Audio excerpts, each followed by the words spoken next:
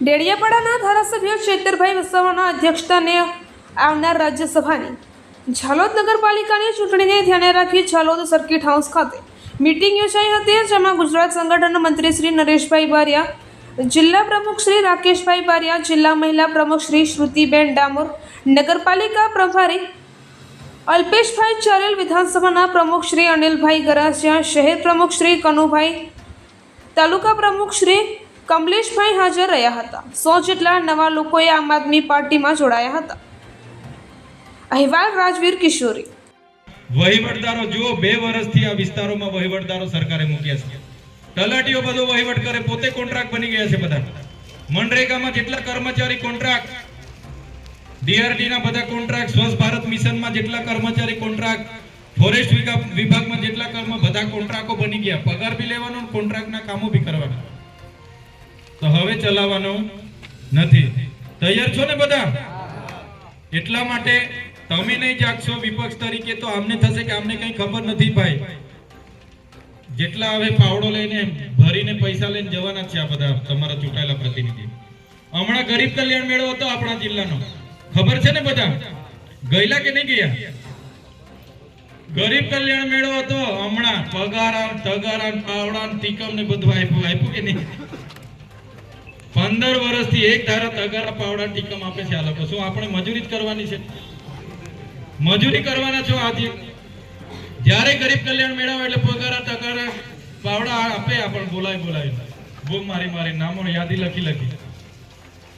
એટલે આવું બધું ચાલે છે। આપણી આશા વર્કરને, આંગણવાડી બહેનોને તો આમ લઈ જાય તેમ લઈ જાય, આટલા લાવો ને ફલાણા લાવો, એટલે માણસો જ ભેગા કરવાના। શિક્ષકોએ પણ એ જ કામ કરવાનું। એટલા માટે તમને કહીએ છીએ હવે સંગઠિત થાવ। બહુ થઈ ગયું। આપણે શિક્ષકો માંગીએ તે આપતા નથી, શાળા માંગીએ તે નથી આપતા, સારી કોલેજ નથી આપતા, સારી યુનિવર્સિટી નથી આપતા। અમારા બાળકો પણ બહુ હોશિયાર છે, ટેલેન્ટ છે અમારા બાળકોમાં। સારી શિક્ષા આપો ને, અમારા ખેડૂતોને સિંચાઈનું પાણી આપો, સારા ભાવ આપો, તો જ વિકાસ થવાનો છે ભાઈ। આપણે આ તગારા પાવડા ગરીબ કલ્યાણ મેળામાંથી લાવવાથી તમારો ઉદ્ધાર થવાનો નથી, બરાબર છે ને? એટલા માટે કેમ છું, હવે રાજ સત્તા આપણે લેવાની છે। તૈયાર છો બધા? રાજ સત્તા લેવાની છે। આજે હું એક આદિવાસી વિસ્તારમાં એક જ ધારાસભ્ય ચૂંટાયો છું આમ આદમી પાર્ટીમાં, પણ બોલું છું કે નથી બોલતો? બોલું છું ને? કાલે તમારા વિસ્તારમાંથી આમાંથી 5 ધારાસભ્ય મારી સાથે હોય, અમારા વિસ્તારમાંથી એમ કરીને આપણે 15મી વિધાનસભામાં પહોંચી ગયા, તો કોઈના બાપની તાકાત છે આપણી ગ્રાન્ટ ચોરી જવાની? નથી ને? એટલા માટે તમે તૈયાર થઈ જાઓ। જે લોકો સરપંચમાં જીતી શકે એવા સરપંચમાં લડી નાખો, ગામ પંચાયતના સભ્યમાં જેમની કેપેસિટી હોય સભ્ય બની જાઓ, નગરપાલિકા આવે છે એમાં લડો, તાલુકા જિલ્લા પંચાયત આવે એમાં લડો, તમારામાંથી વિધાનસભા પણ લડો। કેમ કે તમે નહીં લડશો ને આમ ગભરાયા કરશો, ખૂણામાંથી જોયા કરશો ડોક્યુ કરીને, તો બીજા લોકો જ બધું લઈ જવાના છે ભાઈ। હા, ડરાવશે તમને, આમ કરાવીશું તેમ કરાવીશું। કોઈને બાપની તાકાત નથી, કોઈ તમને મારી નથી નાખવાનું। જેલો થાય ને જેલોમાં બી જવાનું ભાઈ। કોઈ કહે કે જેલ થશે, આમ થશે તેમ, જેલમાં બી જમવાનું મળે છે। હું પોતે 3 મહિના હમણાં રહી નાખું છું, કોઈ ડરવાની જરૂર નથી। જાહેર જીવનમાં તો વેઠવું પડે ભાઈ, બરાબર છે? એ જેલોથી ડરાવે છે, ડરવાની જરૂર નથી ભાઈ। સંવિધાનમાં અધિકારો છે આપણા। એટલા માટે અમે કહીએ છીએ કે હવે સંગઠિત થાવ। ગયા મહિનામાં પણ હું આવ્યો તો, આ મહિનામાં પણ આવ્યો છું, દર મહિનામાં આવવાનો છું। કેમ કે મેં તમને બધાને રાજ સત્તામાં જોવા માંગુ છું ભાઈ।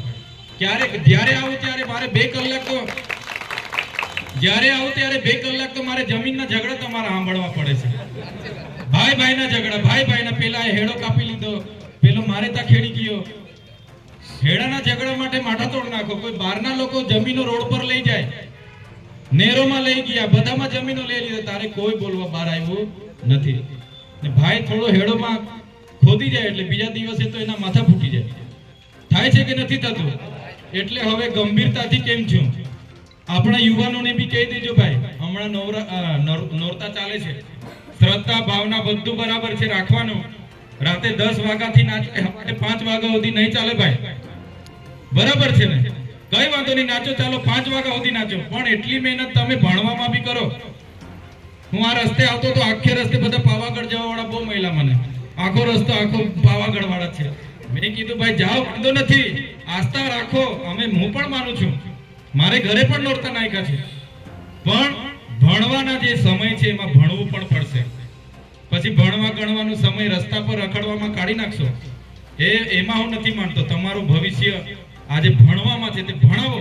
આજુબાજુ જે કઈ રખડતા હોય એમને કામે લગાડો. ભાઈ, વડીલોની જવાબદારી છે ભાઈ તમારી. એ ચાલશે નહીં.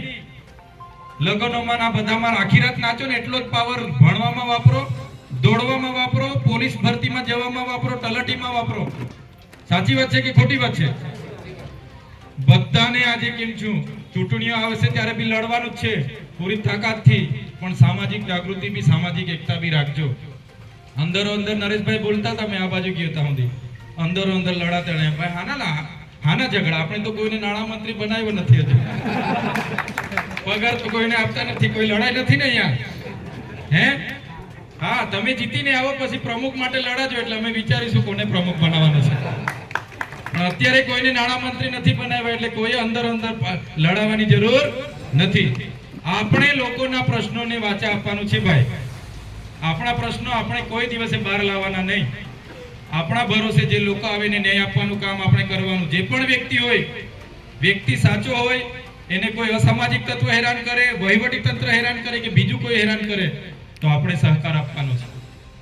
પ્રશ્નો એટલા બધા છે, જાહેર જનતાના એવા આપણે ઉઠાવવાના છે. કોઈ અંદર મન ખાટું કરવાનું નથી. ચૈતરભાઈ આવે છે, મને ફોન કેમ નથી આવ્યો? નરેશભાઈ આવ્યા, રાકેશભાઈ આવ્યા, ફોન કેમ નથી કરતા? બારોબાર કેમ આવી ગઈ? ભાઈ માફ કરજો, અમારા પણ